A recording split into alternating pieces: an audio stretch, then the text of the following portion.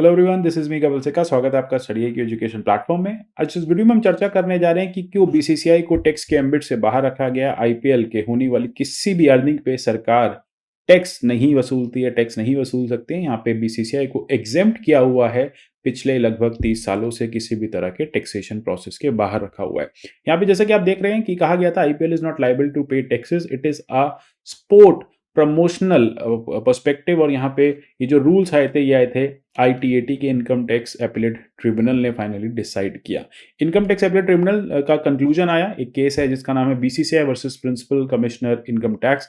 उसमें कहा कि ये जो पूरा का पूरा प्रोविजन है बीसीसीआई का, वो एक पब्लिक कंपनी की तरह काम करता है। यहाँ पे एक पब्लिक ऑर्गेनाइजेशन की तरह हम कहेंगे काम करता है, और उसका जो काम है वो भारत में क्रिकेट को प्रमोट करने का है, वो कोई भी कमर्शियल एक्टिविटी नहीं करता। अब यहाँ पे एनालाइज करेंगे कि ये डिसीजन क्यों एक तरह का नेव है।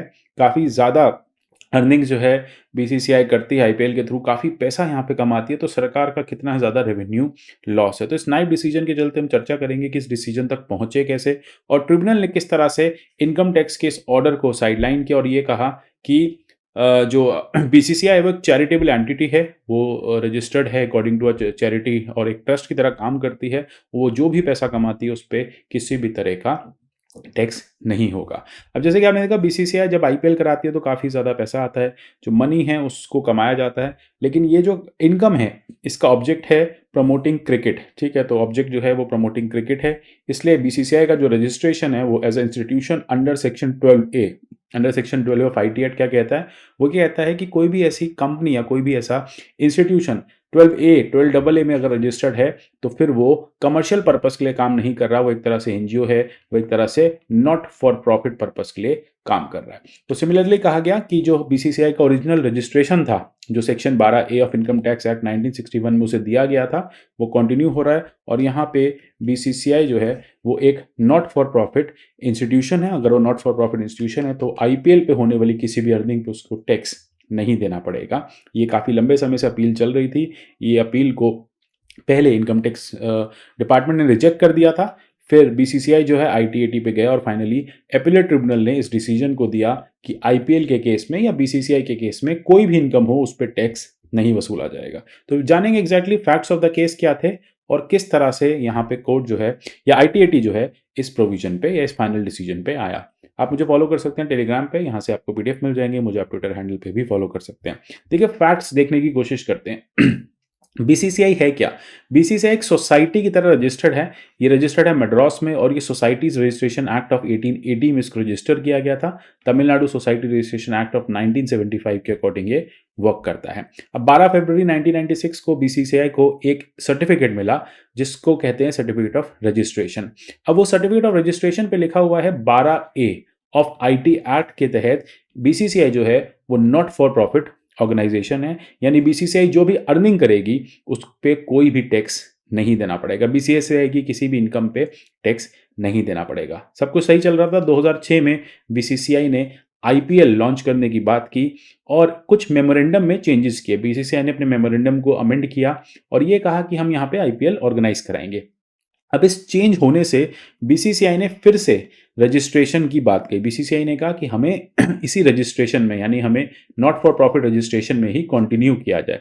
इसके लिए उनकी जो एप्लीकेशन है वो डायरेक्टर इनकम टैक्स पे गई, जिन्होंने ये बताया बीसीसीआई को कि आपका जो मेमोरेंडम ऑफ एसोसिएशन है वो बदल चुका है। पहले आप क्रिकेट को प्रमोट करते थे देश में, अब आप आईपीएल के नाम पे पूरा एक ऑर्गेनाइजेशन या पूरा एक इवेंट यहाँ पे आप ऑर्गेनाइज कर रहे हैं। तो आप क्योंकि एक इवेंट ऑर्गेनाइज कर रहे हैं, उस इवेंट से आप अर्निंग कर रहे हैं, तो आईपीएल को हम एक कमर्शियल इवेंट मानेंगे, क्योंकि इस इवेंट में आप पैसा खर्च करते हैं, आप एडवर्टीजमेंट्स देते हैं, और हम इस इवेंट को एक कमर्शियल एंटिटी मानते हुए आप पे टैक्स लगाएंगे। आपकी जो भी इनकम होगी वो अब टैक्स के दायरे में आएगी। इसके चलते काफ़ी लंबे समय तक जो है सिनारियो चलता रहा। इसके लिए बीसीसीआई ने एक कोऑर्डिनेट बेंच ऑफ आईटीएटी पे अपील भी की थी इस बात पे, लेकिन अपील को डिसमिस कर दिया गया था उस टाइम पे, क्योंकि ये कहा था कि हाँ, जो रजिस्ट्रेशन आपको ओरिजिनली दिया गया था नॉट फॉर प्रॉफिट, और अब आप जो नया जो एक टास्क कर रहे हैं दैट इज कंडक्टिंग आईपीएल, इन दोनों में डिफरेंस है। तो यानी अब आप नॉट फॉर प्रॉफिट नहीं हैं, अब आप एक तरह का इनकम अर्न कर रहे हैं। और बीसीसीआई को शो कॉज नोटिस भी इशू किया गया था कि आपके अगेंस्ट ये जो रजिस्ट्रेशन है इसको क्यों नहीं कैंसिल किया जाए, क्यों नहीं विड्रॉ किया जाए। बीसीसीआई ने कहा कि देखिए, हम पहले भी नॉट फॉर प्रॉफिट थे, हम अब आईपीएल शुरू करने के बाद भी नॉट फॉर प्रॉफिट है, क्योंकि हमने बहुत माइनर चेंजेस किए हैं अपने मेमोरेंडम ऑफ एसोसिएशन में। हमें इसी रजिस्ट्रेशन को दे दिया जाए, हम इसी रजिस्ट्रेशन को कंटिन्यू करें। अब तब ये मैटर आगे बढ़ नहीं पाया क्योंकि उस समय कोई एक्शन नहीं लिया गया और रजिस्ट्रेशन बीसीसीआई का जो है वो इंटैक्ट रहा। प्रॉब्लम आई 2016-2017 में, जब सुप्रीम कोर्ट ने एक justice R M Lodha committee को बनाया जिसने कॉम्प्रिहेंसिव रिपोर्ट सबमिट की और उसमें कहा कि यहाँ पे जो भी हमें चेंजेस करने हैं या फिर बीसीसीआई में हमें रिफॉर्म्स लेके आने हैं। उसी के बाद से एक मेमोरेंडम ऑफ एसोसिएशन जो है वो फिर से चेंज हुआ और इसी मेमोरेंडम ऑफ एसोसिएशन के चेंज होते ही बीसीसीआई ने फिर से एक रजिस्ट्रेशन की डिमांड की। बीसीसीआई ने कहा कि हमें फिर से वही नॉट फॉर प्रॉफिट वाला रजिस्ट्रेशन चाहिए। अब ये नॉट फॉर प्रॉफिट वाले रजिस्ट्रेशन को लेके फिर से मतभेद हुआ। कमिश्नर जो थे उस समय इनकम टैक्स के, उन्होंने कहा कि आपको अब ये रजिस्ट्रेशन जो है वो कंटिन्यू हम नहीं करने देंगे, क्योंकि जब आप ओरिजिनली बीसीसीआई आए थे तब आपका काम था देश में क्रिकेट को प्रमोट करना।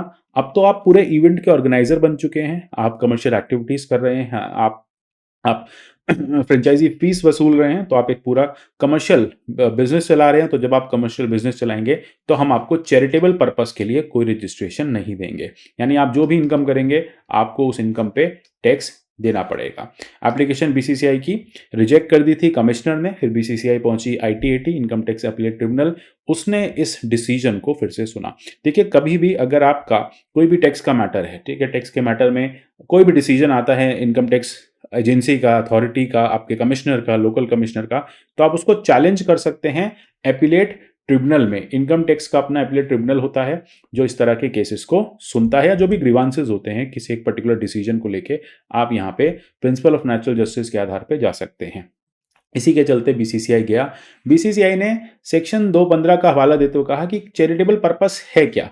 जब हम यहाँ पे बात करें चैरिटेबल पर्पस, तो यहाँ पे object of general public utility जो है वो चैरिटेबल पर्पस में नहीं होनी चाहिए। अगर उसमें कोई वो होनी चाहिए, अगर उसमें कोई कमर्शियल एक्टिविटी होती है तो वो नहीं होनी चाहिए। तो बीसीसीआई ने यही कहा कि हम आईपीएल के थ्रू भी क्या कर रहे हैं, हम आईपीएल के थ्रू भी यहाँ पे क्रिकेट को ही प्रमोट कर रहे हैं। आइडिया हमारा सिर्फ और सिर्फ प्रमोशन ऑफ क्रिकेट है, हमारा कोई भी इनकम जनरेट करने का मीन्स या फिर कोई मैनर हमारा यहाँ पे या कोई ऑब्जेक्टिव नहीं है।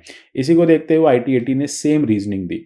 आईटीएटी ने कहा कि देखिए, हमने जब ओरिजिनली बीसीसीआई को सर्टिफिकेट दिया था तो as a not for profit institution दिया था। उसके बाद कई बार बीसीसीआई के मेमोरेंडम ऑफ एसोसिएशन में चेंजेस आए, लेकिन जो बेसिक ऑब्जेक्टिव है ना बीसीसीआई का वो नहीं बदला। यानी बीसीसीआई जो है वो जनरल पब्लिक यूटिलिटी सर्विस दे रही है, वो देश में क्रिकेट को प्रमोट कर रही है। अब उस क्रिकेट को प्रमोट करने के लिए अगर वो कुछ एडवर्टीजमेंट्स दे रही है, कुछ कमर्शियल एक्टिविटीज कर रही है, तो वो उसके इनकम का पार्ट, या फिर हम उसको एक तरह से इनकम जनरेशन या रेवेन्यू जनरेशन स्ट्रीम ना समझे, वो एक ऑटोमेटिकली मनी आने वाला स्ट्रीम समझे। तो यानी बीसीसीआई का जो ऑब्जेक्टिव है वो कहीं से भी मनी अर्निंग नहीं है, वो कहीं से भी इनकम जनरेशन नहीं है। उसका आज भी ऑब्जेक्टिव जो है वो सिर्फ और सिर्फ क्रिकेट को प्रमोट करना है। और आईपीएल एक तरह का प्रोविजन है जिसके थ्रू बीसीसीआई क्रिकेट को प्रमोट कर रही है, और इसलिए आईटीएटी ने फाइनली ये जजमेंट दी कि बीसीसीआई जो है वो पब्लिक फंक्शंस को कुछ कर रही है। ठीक है, जहां पे एक आपने देखा होगा सुप्रीम कोर्ट का एक डिसीजन भी आया था बीसीसीआई वर्सेस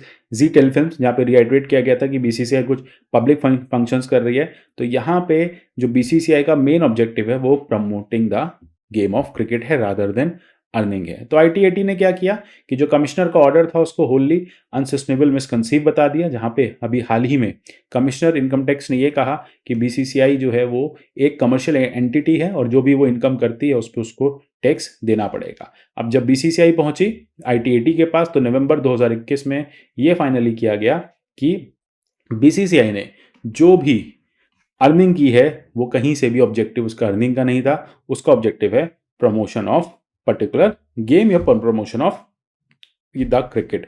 अब ऑब्जेक्टिव क्या, ऑब्जेक्टिव प्रमोशन है, और जब तक ऑब्जेक्टिव प्रमोशन है तब तक बीसीसीआई जो है वो एक नॉट फॉर प्रॉफिट ऑर्गेनाइजेशन की तरह काम करती रहेगी। और जब तक वो नॉट फॉर प्रॉफिट ऑर्गेनाइजेशन की तरह काम करेगी वो टैक्स के एम्बिट में नहीं आती, उससे कोई भी टैक्स नहीं वसूला जाएगा। अब देखिए इस डिसीजन से बेनिफिट क्या हुआ। इस डिसीजन से पब्लिक ट्रस्ट जो है, जितने भी देश भर में ट्रस्ट चल रहे हैं और वो कोई स्पोर्टिंग इवेंट कराते हैं, तो उनको तो बड़ा फायदा हो गया कि अब उनको जो भी इनकम होगी उसको उस पर टैक्स नहीं देना पड़ेगा। लेकिन सरकार को एक बड़ा टैक्स पेयर टैक्स का लॉस हुआ है, लार्ज चंक जो है टैक्सेशन का वो सरकार को लॉस हुआ है, क्योंकि ये जो बड़े बड़े स्पोर्टिंग इवेंट्स होते हैं ये बहुत ज़्यादा मनी अर्न करते हैं। जब ये बहुत ज़्यादा मनी अर्न करते हैं तो फिर इनको टैक्सेशन के दायरे में भी लाना चाहिए। वो चैरिटेबल ट्रस्ट वाला काम तो हम कहेंगे कि नहीं होता है, बट स्टिल यहाँ पे अगर एक इनकम पे इनकी टैक्स लगा दिया जाए तो गवर्नमेंट का रेवेन्यू स्ट्रीम भी बढ़ेगा। लेकिन फाइनली खुद गवर्नमेंट कह रही है, खुद आईटीएटी कह रहा है कि ये पब्लिक ट्रस्ट हैं, ये गेम प्रमोट कर रहे हैं, ये स्पोर्ट्स प्रमोट कर रहे हैं, तो इनको पब्लिक चैरिटेबल ट्रस्ट के फॉर्म में हम मानेंगे और इनसे हम किसी भी तरह का टैक्स नहीं लेंगे। तो इससे क्या होगा, इससे आप देख रहे हैं कि जिस तरह से स्पोर्ट्स एक्टिविटी हैं कहीं ना कहीं पॉपुलराइज की जाएंगी और ज़्यादा ट्रस्ट बनाए जाएंगे जो स्पोर्ट्स एक्टिविटी को प्रमोट करेंगे। उनकी इनकम कुछ हो नहीं हो वो अलग बात है, टैक्सेशन उस पर नहीं रहेगा। और अल्टीमेटली यहाँ पे अगर कमर्शलाइजेशन हो भी रहा है उस पर्टिकुलर सिनेरियो में, उस पर्टिकुलर ऑब्जेक्टिव को फुलफिल करते हो, अगर कोई भी कमर्शियल एक्टिविटी हो भी रही है तो उस कमर्शियल एक्टिविटी को हम ये नहीं कह सकते कि वो सिर्फ मनी जनरेशन के लिए। वो कमर्शियल एक्टिविटी ज़रूरी है प्रमोट करना और पॉपुलराइज करना एक पर्टिकुलर गेम को। तो इसी के लिए बात यही है कि क्रिकेट की पॉपुलैरिटी में और एंटरटेनमेंट को लेके ध्यान, मतलब अगर बीसीसीआई कुछ भी करती है, कोई भी एड्स देती है, कुछ भी कमर्शलाइजेशन करती है, तो उससे स्पोर्ट्स का ही बढ़ावा होगा। उससे जो भी फंड्स आएंगे वो उसी स्पोर्ट्स में लगाए जाते हैं। ठीक है, लेट अस से अगर बीसीसीआई कोई अर्निंग कर भी रही है तो आईटीएटी ये कह रहा है वो पैसा अपने घर नहीं ले जा रहे हैं, वो फर्दर स्पोर्ट्स में ही इन्वेस्ट कर रहे हैं और उससे स्पोर्ट्स इंफ्रास्ट्रक्चर ही देश में बेटर हो रहा है। तो इसलिए उसको यहाँ पे फाइनली टैक्सेशन के दायरे में लाना सही नहीं होगा। इसलिए बीसीसीआई जो है वो अपने 1996 वाले रजिस्ट्रेशन को कंटिन्यू कर सकती है, नॉट फॉर प्रॉफिट ऑर्गेनाइजेशन की तरह काम कर सकती है और जो भी मनी अर्न करती है उसको वापस गेम के प्रमोशन में लगा सकती है। तो इस तरह से आप देख रहे हैं कि कैसे अब बीसीसीआई को या आईपीएल को फाइनली टैक्सेशन के दायरे से बाहर रख दिया गया। पहले भी था, जिस दिन से स्टार्ट हुआ 2007 से इवेंट स्टार्ट हुआ है तब से अब तक टैक्सेशन के दायरे से बाहर है। 1996 से बीसीसीआई किसी भी तरह की इनकम पे टैक्स नहीं दे रहा और आगे भी आईपीएल और बीसीसीआई कोई भी टैक्स नहीं देगा। आशा करता हूँ पूरा मैटर जो है, जो इवेंट्स हैं, क्रोनोलॉजी जो है क्लियर हो गई होगी। तो हम इस तरह की वीडियोस लाते रहेंगे। मिलेंगे अगले ऐसी वीडियो में, तब तक के लिए goodbye, take care and god bless you all.